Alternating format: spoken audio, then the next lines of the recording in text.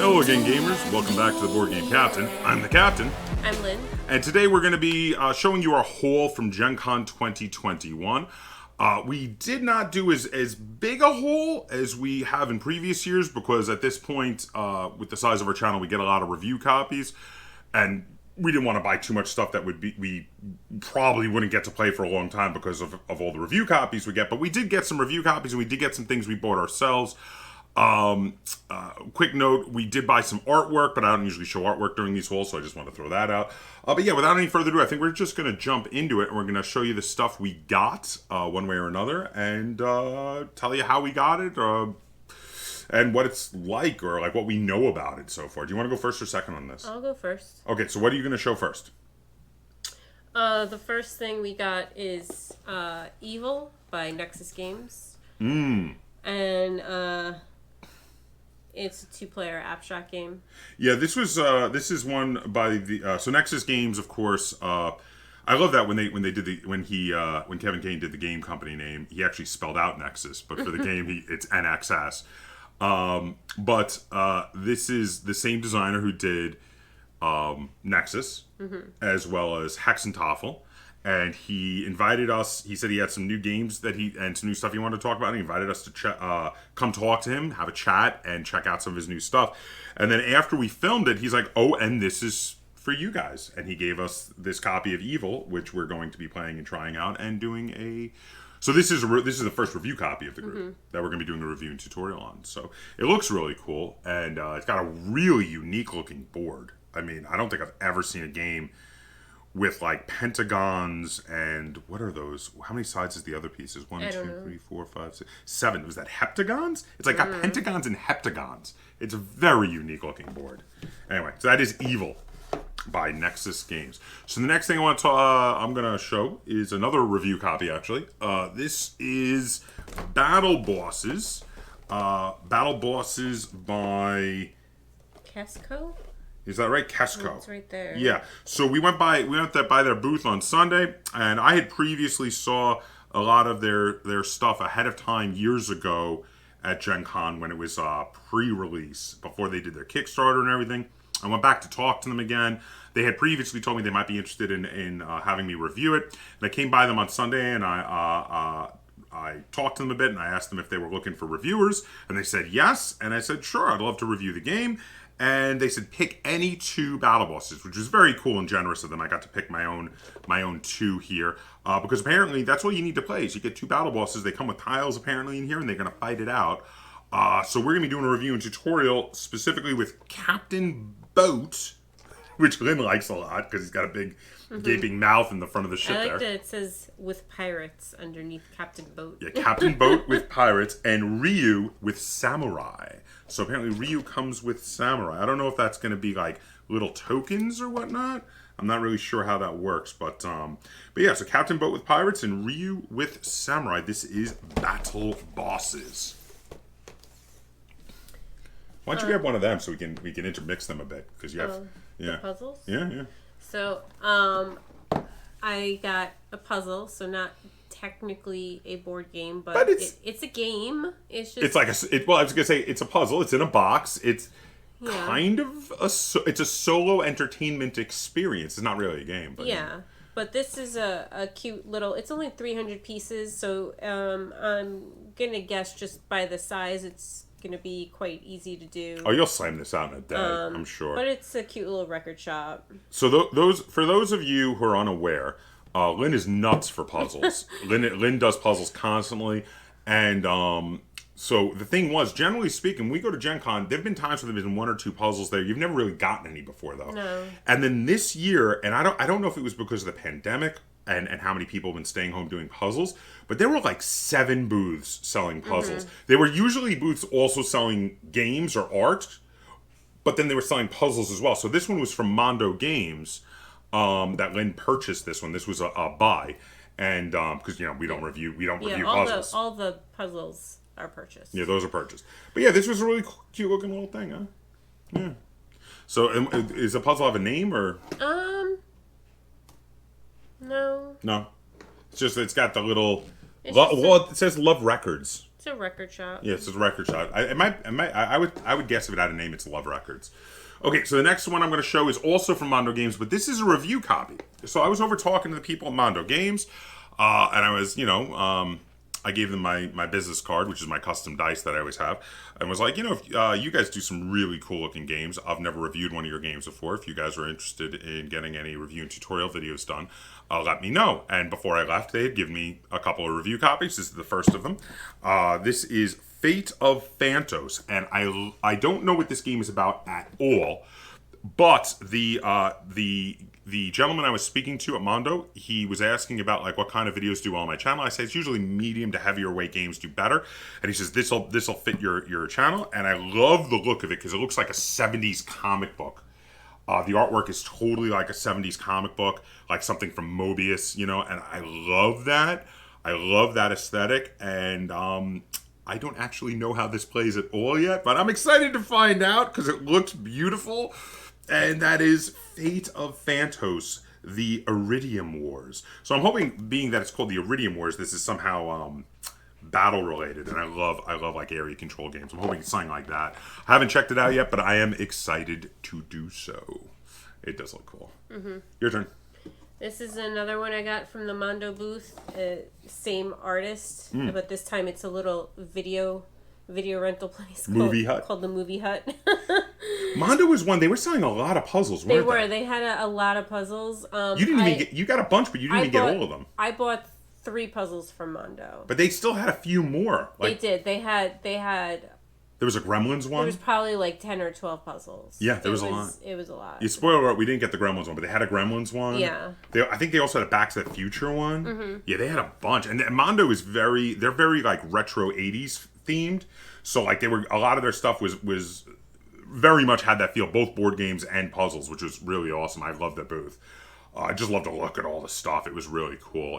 If you want to check that out, there's some video of their booth in one of the montages that is either out or coming out. I'm not sure what order I'll be publishing these in. Okay, so the next one I want to show was Kitsara. Now, Kitsara is an area control game, kind of like, most area control games usually feel like they've evolved somewhat from Risk. I'm not really sure if this really will feel like that. But this one has a very African theme and feel to it, which I like. It is a feel that is not commonly put on board games, so I like that they did that. It's yellow, which means it's going to be gorgeous, and I'm looking at the components, and it does look absolutely beautiful. I went by the yellow booth, I think this was on Sunday, and I was talking to their PR person, and, did my little thing about, here's my card. I don't know if you guys are interested. If you can, feel free to reach out to me. And they wound up giving me a review copy there at the con, which was really cool. So thank you very much to Yellow. And this is another one. I saw the previews of this before the con and was like, oh, I want to try that out. That looks like cool. And I was kind of a little sad I didn't get a chance to try a demo of it, but then they gave me a copy, so I'll get to try it at some point. I'll let you guys know what I think. Should do another puzzle. I got a lot. Yeah, go ahead. Throw another one out there. Well, let's finish off the Mundo booth puzzles. That's a good idea. Okay, so I got a He-Man puzzle from Mundo. Very 80s. Yeah. Very 80s. This was the cartoon of our childhood. I loved He-Man. I had the little action figures too. Mm. I had the. Me too. I don't remember his name. Which one? The dude who he would spray stuff out of his mouth. It was one of the snake people, right? Because, I had a little action figure that actually could put liquid in him and it would spray out of his mouth. And I got in trouble for putting hot chocolate in it and spraying other children. You were such a delinquent. I don't remember. There were multiple snake people. Because I remember I had one where he had like a rubbery snake tail, but there was a button underneath it and you could push it and his head would come out on a long neck. Okay. Like on spring loaded. Yeah. And then there was another one where he had like snake heads for hands and long snake arms and stuff. Mm-hmm. There were a bunch of different snake people in the He-Man toy line. All obviously villains. Anything that's venomous, that's made from a venomous or ferocious animal is always going to be a villain, generally speaking, in those old 80s cartoons. It's a cool looking puzzle though. Castle Grayskull in the background. Yeah, it does. Oh yeah, look at that. It's a very nice piece of artwork too. It's going to be tough though around the open sky areas. There's a gradient. It goes from like a reddish orange to a lighter orange. But yeah, that's probably going to be... That's going to be the hardest part, though. Difficult. I was going to say the ground and the areas with He-Man in it are probably going to be pretty easy to put together. That's going to be the hardest part. Okay, so the next thing I was going to talk about, I'm going to start grabbing some stuff that we got at AEG Game Night. So we went to AEG Game Night like we do just about every Gen Con. And, you pay the one price ticket for AEG Game Night, and then you get a bunch of games. So you did pay for them. They're not free because it is expensive to go to AEG Game Night. But they usually give you more value than the ticket. Yeah. So the first one I got here is Cheaty Mages. We haven't tried this yet. This was not one of the ones available to play at AEG Game Night. But it's apparently a wagering game, which means Lynn is not going to be interested in this at all. So it does say, let's see, it plays at 3 to 6 players. So I may need you to help me out to get this tried at some point to see if we want to keep it or not. I mean, you never know. It might be one of that like rare occasion of a style of game that you don't like that you like that one. So it's worth trying at least once to see if we like it or not. But I see Lynn is looking at it grumpily over here. But Cheaty Mages, yes, we got it from the AEG Game Night. I'm going to toss it off to the side here. I think this is the last Mundo booth. I think so. Game. This one is Video Vortex. Yes. I'm pretty sure. I think that's how it came right there. Was yeah. It was like that, yeah. This is like a deck building game. We played like a quarter of a game. we started too late. We're gonna play more of it and before reviewing it, but yeah, we started way too late and we weren't able to finish. But I mean, it was like right after we came back from the convention. It was literally the night we came back from the convention. We're like, oh, let's pull open a game. Terrible idea. We started way too late. Yeah. But I mean, from what we played, it was interesting. And it's 80s-tastic. Yeah. Like you played a character that was obsessed with 80s horror movies, and he had like the Jason mask and a Freddy Krueger glove. This guy right here, Saxon. He had like a Freddy Krueger claw in his hand, and he has the hockey mask. Everything in this is 100% 80s-tastic, and I love that about it. It is really cool. And you forgot to mention, so we were over at the Mundo Games booth, and we're looking around, and Lynn was looking at this game and thinking about getting it, and she's like, this is so retro, I love it. And then I'm attracted to neon colors. Yeah. That was literally to get me to buy anything, just make it neon pink and green and blue. I mean, you must have loved the Mundo booth. Like, because that was all like that. The whole booth was like the whole booth was like a neon sign had thrown up on it. And so, like, you must have been absolutely in heaven there. So Lynn was looking at that. I was looking at some other stuff. And then, because it's a good way at conventions, and this is a tip if you're starting a channel, a good way to make contacts is conventions. Go talk to the people, ask, hey, who handles your PR? Who handles your review copies? So I go and I do that, and a lot of times it helps me to meet people that then might want to send me review copies to check out. So I went to do that, and I think he had seen that you were looking at that, so he immediately like grabbed one of these and was like, oh, you take this. And then also gave me that Fate of the Fantos. All the rest of the stuff we got from Mundo we bought because he was asking, he's like, oh, do you review puzzles? I'm like, no, we don't review puzzles. We're going to pay for these. But he was very nice and gave us this free copy of Video Vortex. And it's freaking 80s-tastic. And yeah, and like we said, we got to try a little of this game so far, and it did seem really cool. It's like a kind of more advanced deck builder. Like, it's not, like there's some deck builders that are very intro level. This one's a little heavier. Yeah. Like, there's a little more going on. There's asymmetrical player powers and stuff, and a lot of cool, interesting things. Okay, so my next one I'm going to talk about another one of the games we got for going to the AEG Game Night. And this one we have played. It is 10. 10 is a very mathy, just straight-up card game. They had 2 games, 3 games for you to try at the AEG Game Night. In the Gen Con wrap-up, we'll be talking about the AEG Game Nights if you want to get some more information on how that all went. But this is one of the games that we had to try. It was called 10. I thought it was pretty good. Like, again, I only played it once, but I probably would be around a 6 on it. Like, it wasn't bad. Lynn did not like it. You were, like, pretty negative. So this is... I'm going to push to maybe give it one more try, but I'm guessing this is probably not going to stay in our collection because Lynn was not a huge fan of 10. But we did wind up getting it because of AEG Game Night. Okay, and then we got a copy of Galaxy Trucker. This was another review copy. Yes. We did a tutorial. Well, not a tutorial. You did like a... Well, it was a demo. Yeah, a demo. I couldn't think of it. I filmed a demo with a very nice lady named Rachel over at CGE. She was lovely. She ran us through how the new edition of Galaxy Trucker works. So check out that video. I'm pretty sure it's already up at this point. She also did another video with us. She actually did 2 videos with us. She did another one where she just talked about upcoming releases, which was really cool. But then afterwards, they gave us a review copy of Galaxy Trucker, so that was really awesome. Thank you, CGE. I am actually. Looks like there's lots of cubes. Yes, there is lots of cubes. Makes me happy. Yes. This is one after the demo she gave us. Now, I've never played the old edition, but after the demo she gave us that we filmed, I'm pretty excited to try this. Because I've never played the older one, and this one sounds like, yeah, they've modernized it, they've streamlined it, so it sounds really, really cool. Yeah. So the next one I'm going to talk about, I figure I'm going to work my way through all the AEG stuff since I've already started. Might as well keep going. So the next one we have is Whirling Witchcraft. Now, this was the other of the games that was available to play at AEG Game Night. The box is very big for what it actually I was came going to out say. of the box. Yeah, this is a pretty sizable box. You're right. Now, we played a game in this. It seemed pretty good. I think, to give a full opinion, I don't know if I'll get time to ever review this, mind you, because, again, bunch of other review copies I have to get to, and this was not a review copy. I always give priority to the review copies. But it did, short version, it seemed pretty good. I'm thinking after another play or two, I might be able to, if I were to review it, I might be able to give it somewhere between like a 6 and a 7. It was pretty good. It was nothing mind-blowing. It was very light, but it had some fun mechanics to it that were very different and kind of unique. You felt like you were kind of meh on it.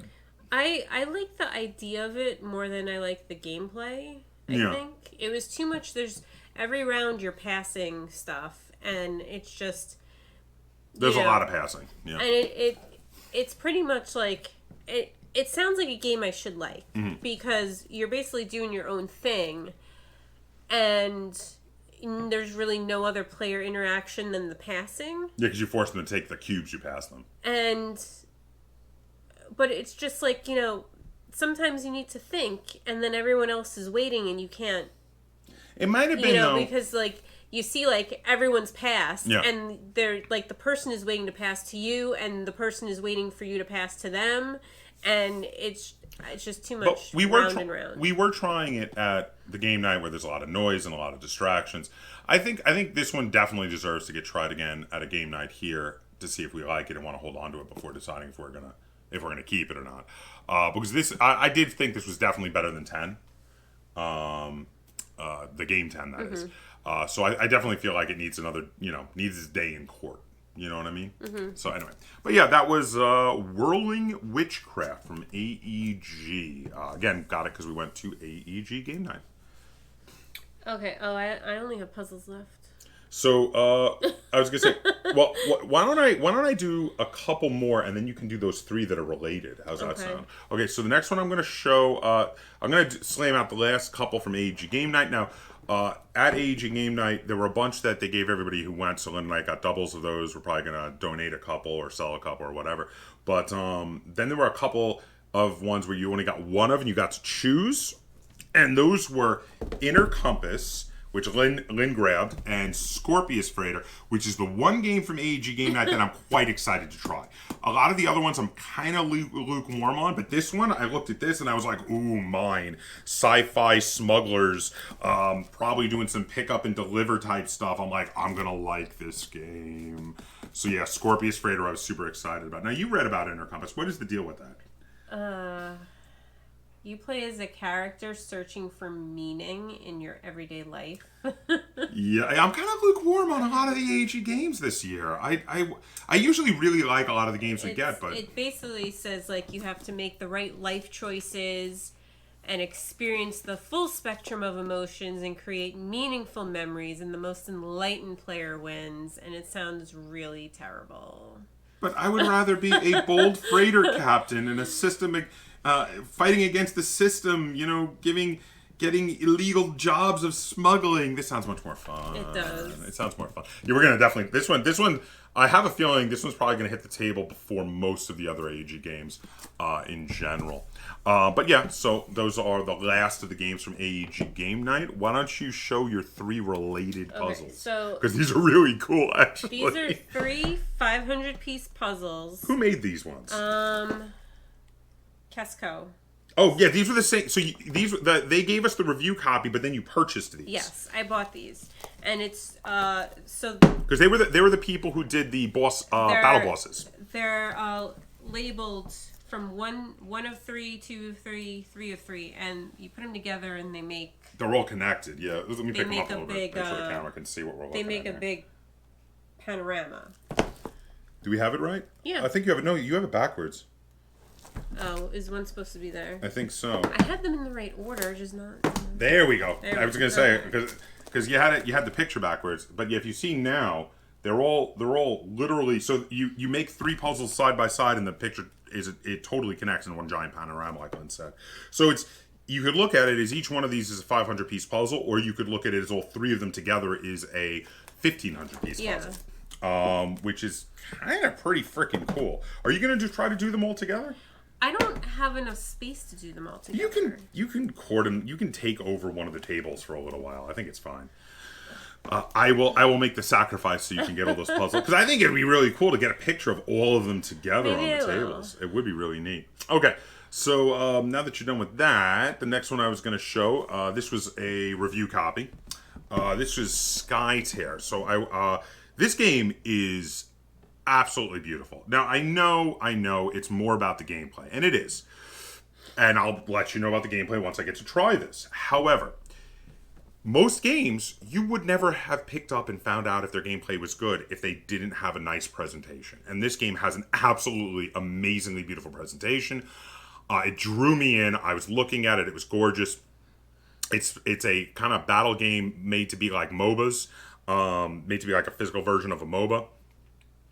But I loved the look of it. The designer gave me a pitch on it, and I was like, this sounds really cool. And I gave him my card, and I told him, I said, hey, I love the sound of this. If you're looking for someone to do a review and tutorial, let me know.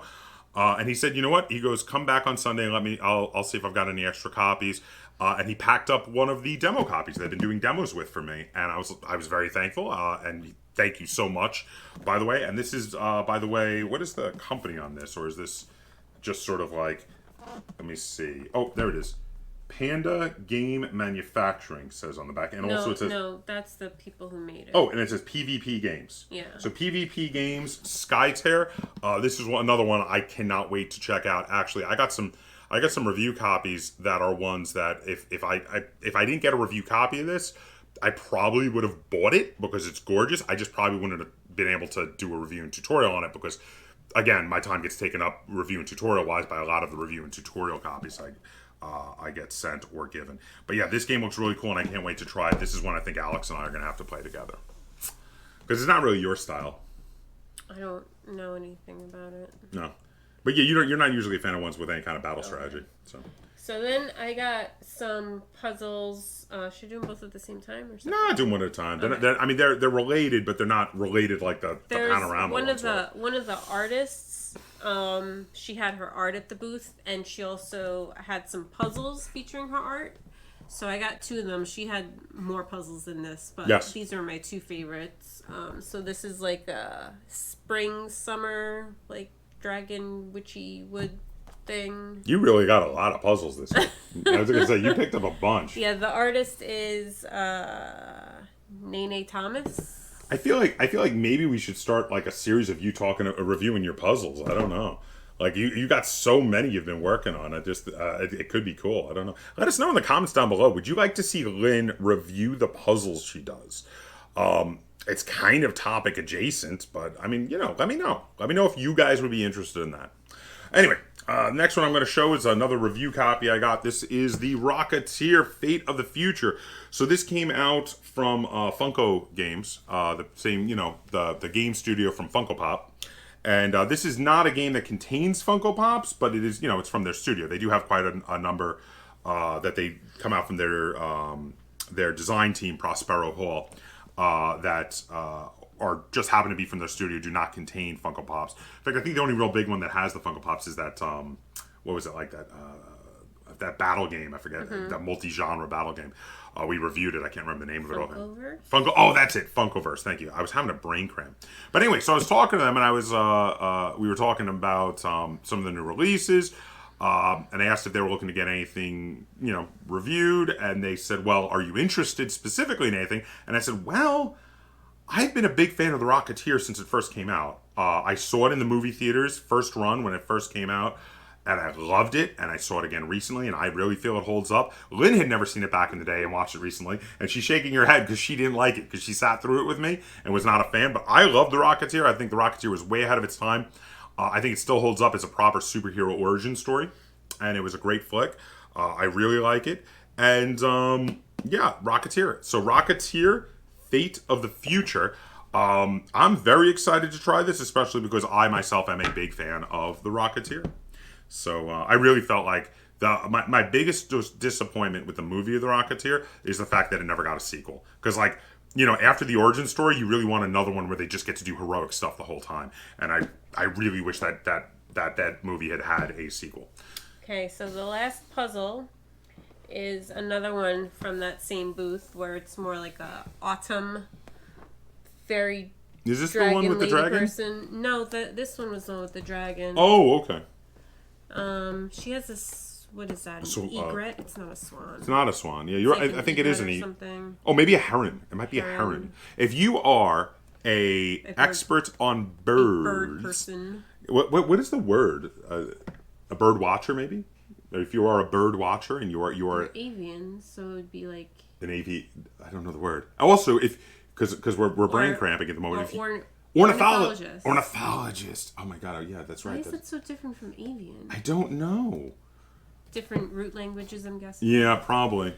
So if you are an ornithologist or you are a bird watcher and you know what bird species this is, or you're just smarter than us when it comes to birds. I'm gonna guess that it's a heron.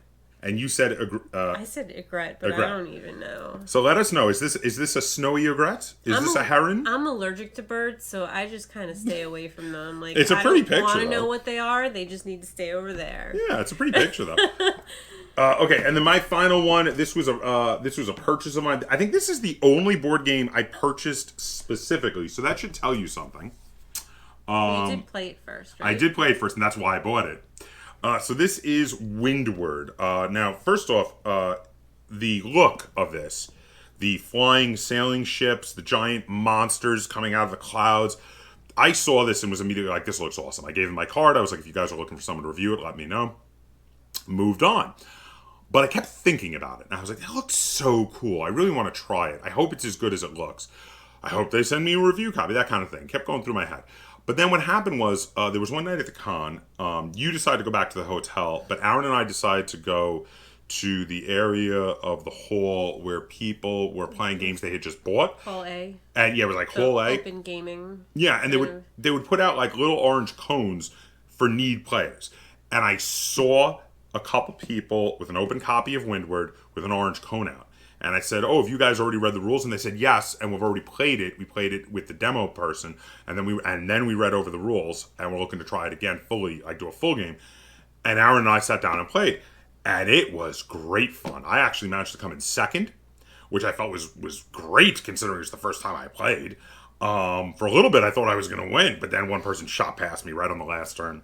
But yeah, it was, and yeah, shout out, by the way, to the people we played with, because you guys were awesome. You were great to play with. But afterwards, I'm walking back with Aaron, and I'm like, you know what?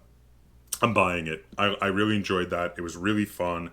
A lot of cool mechanics, just very enjoyable. And I was like, and Aaron's like, well, but what if they send you a review copy? It's like, if they send me a review copy, I will film a review and tutorial and giveaway, and I will give away the extra copy.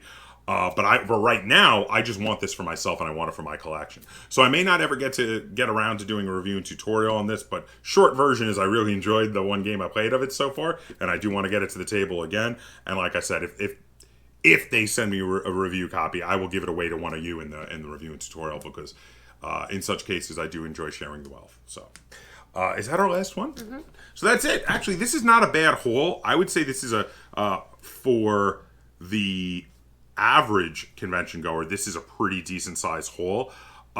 We used to get ludicrous size hauls, but again, we've decided to kind of tone back on that because we get less time to play the games we purchase ourselves because of all the review copies we get. But you know what? I would say quite a few of the review copies I got this year are games I probably would have purchased myself if I did not have a channel. A lot of these are ones I really would have wanted to check out, so I'm really happy with the review copies I got, and I can't wait to check out basically all of these. These look fantastic. Any final thoughts on our haul this year? No. What do you think on your number of puzzles? Should you have gotten more, or did you get enough? I think I got enough. I think because, I mean, there were a lot more puzzles there for sale. And while I would have enjoyed doing those puzzles, I don't know if they were puzzles that I would want to keep. Okay. So I'm happy with the amount I got. I think I got ones that I want to keep around. You got some really nice looking ones. You got a couple thousand pieces. You got like 3,000 pieces. You got a few of those tiny little, 300 pieces, and a few of the 500s. So you got a nice variety in sizes. Yeah. You got some little palette cleansers and some big, heavier puzzles. Again, you know what? Again, let me know in the comments down below. Would you like to see Lynn review some puzzles? Because it is something... I do like a puzzle a week. Yeah, Lynn slams out puzzles really fast, and she could totally do like quick puzzle reviews if you guys would be interested in checking that out, and we could throw up some pictures of the completed puzzles on the screen, because she always actually posts pictures of the completed puzzles on social media. But there you go. That's everything we got from Gen Con 2021. If you enjoyed this haul video, and you'd like to see us do more like it for future events, be sure to give it a like, share it on all forms of social media, and if you haven't already, please subscribe to the Board Game Captain. That's Captain spelled with a K on YouTube. And until next time, game on.